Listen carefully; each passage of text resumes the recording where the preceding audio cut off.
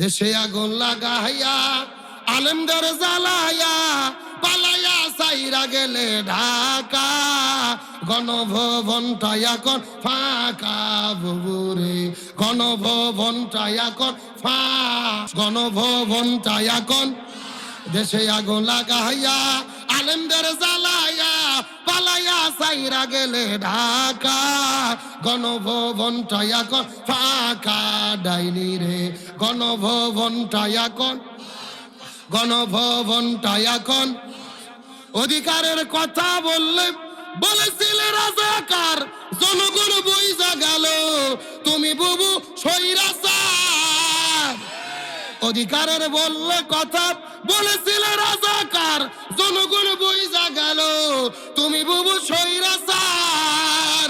তোমার নেই তো শরম লাজ বুবু বড়ই নাটকবাজ তোমার নেই তো শরম লাজ বুবু বড়ই সিটিং বাস কাউও ডাকে না আর কাকা গণভবনটা এখন ফাঁকা বুবুরে গণভবনটা এখন এ সবাই গণভবনটা এখন দেশে আগুন লাগাইয়া জনতারে জ্বালাইয়া পালাইয়া সাইরা গেলে ঢাকা গণভবনটা এখন ফাঁকা বুবুরে গণভবনটা এখন খেলা হবে শামীম তো আর বলে না সংসদে মমতাজের বুকটা তো আর ফাটে না খেলা হবে খেলা কাউয়া তো আর বলে না সংসদে মমতাজের বুকটা তো আর ফাটে না পলকের ঝলক তো আর নাই বুবুর টাকলা মুরাদ নাই পলকের ঝলক তো আর নাই মাহির টাকলা মুরাদ নাই দিল্লিতে স্বামীর বাড়ি একা গণভবনটা এখন ফাঁকা বুবুরে গণভবনটা এখন গণভবনটা এখন মিথ্যা মামলায় ফাঁসি দিলে সোনার মানুষগুলোরে কত বড় ডাইনি সেজে